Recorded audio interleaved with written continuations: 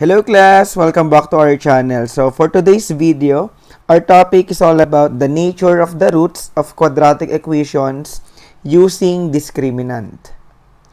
The discriminant of a quadratic equation is the radicand in the quadratic formula, which is b squared minus 4ac.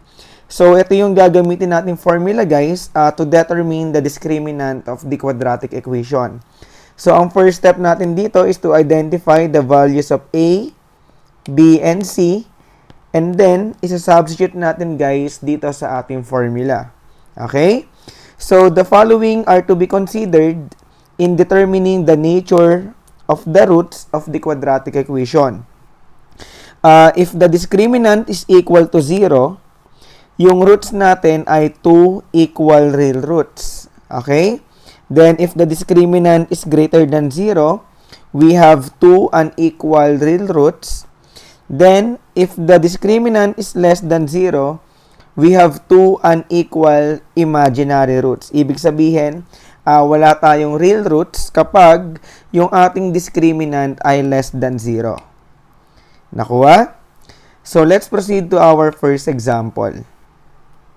Determine the nature of the roots of the following equations using the discriminant. Number 1, 5x squared minus 10x plus 5 equals 0. So, ang first step natin dito guys is to check if the quadratic equation is in standard form. Okay? So, as you can see, na yung ating equation is in the form of ax squared plus bx plus c equals 0. So, ibig sabihin, yung given natin ay naka-standard form na. Tama? Lagi nyo lang naman tatandaan dyan, make sure na yung right side ng ating equation ay 0. Okay? So, we can identify the values of A, B, and C. So, in our example, ang A natin is equal to 5. Yung ating leading coefficient. Ang B natin, yung coefficient nung x or nung middle term, which is negative 10. And yung C natin is yung constant. Okay? So, after natin ma-determine yung values ni A, B, and C, pwede na nating gamitin yung ating formula for the discriminant. We have B squared minus 4AC. Tama? So, substitute natin yan guys. Ang B natin, we have negative 10. So, that is negative 10 squared.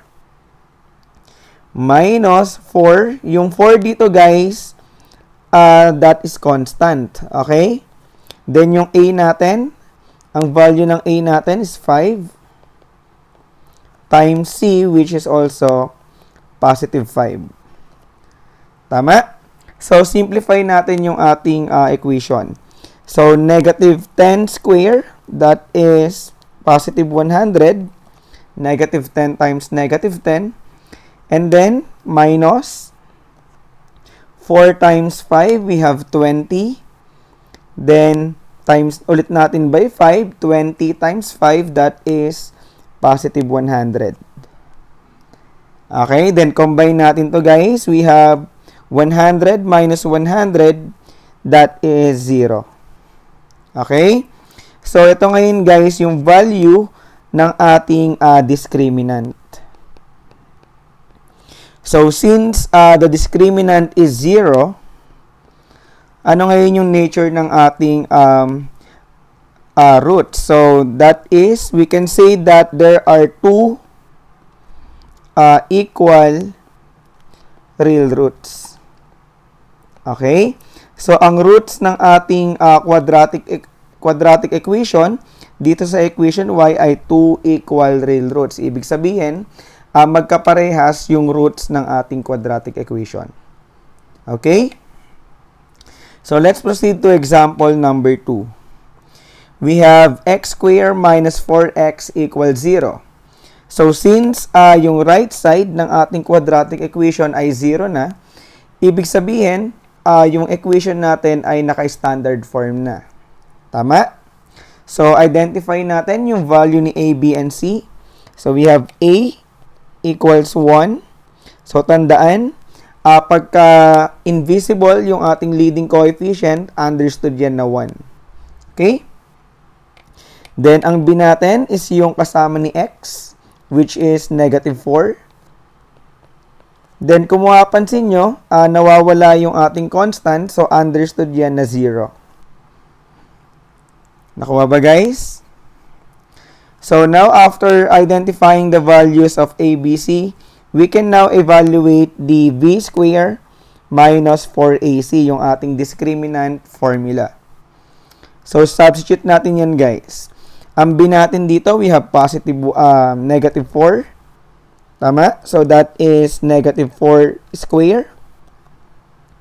Minus 4. Yung 4 dito ay constant. Times a. So, ang a natin is positive 1. Times c, which is 0. Ito yan. Okay, so simplify. We have negative 4 squared, so that is negative 4 times negative 4. We have positive 16. Minus 4 times 1, that is positive 4. Times 0, so any number multiplied by 0 is 0. Tama? Then 16 minus 0, that is positive 16. So ito ngayon, guys, yung ating discriminant. Okay? So, the obtained value of the discriminant is 16. So, this number is greater than 0. So, therefore, ang nature ng ating roots ay 2 unequal real roots.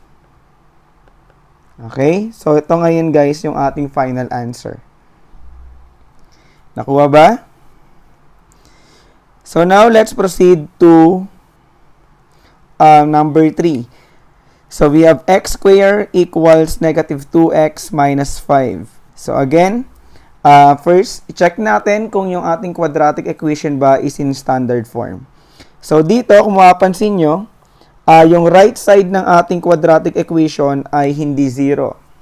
So, rewrite muna natin yan. So, ang gagawin nyo lang is to transfer negative 2x and negative 5 doon sa left side ng ating equation. So, try natin.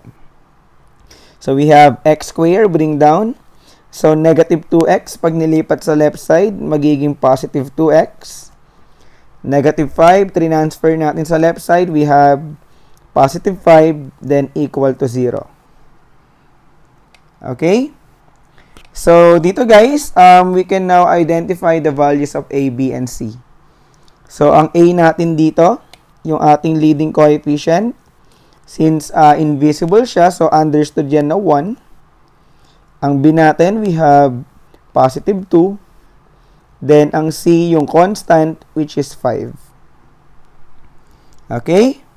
Then, after that, we can now substitute to the discriminant formula, b squared minus 4ac. Okay, so ang b natin, we have positive 2. So, that is 2 squared minus 4. So, again, 4 is constant. Times a. So, ang a natin is positive 1. Times c, which is positive 5. So, simplify natin to guys. We have 2 squared, which is 4. Minus 4 times 1, that is 4, times 5, we have 20. Tama? And then, combine. 4 minus 20, that is negative 16. Okay? So, ito na ngayon guys, yung value ng ating discriminant. So, since the discriminant is less than 0, which is negative, tama? So, tandaan, pagka negative, automatic yan, less than 0. So, the quadratic equation, yung given natin, ay merong 2 unequal imaginary roots. Okay? Or pwede rin nating sabihin na no real roots. Okay, so since negative yung ating discriminant, magkakaroon tayo ng imaginary numbers pag sinolve natin yung roots ng ating quadratic equation. Nakuha ba? So, this is the end of our video. I hope naintindihan nyo guys kung ano bang ibig sabihin ng discriminant. So, if you have questions or clarifications, kindly put them on the comment section below. Thank you guys for watching. This is Prof. D. I'll catch you on the flip side. Bye!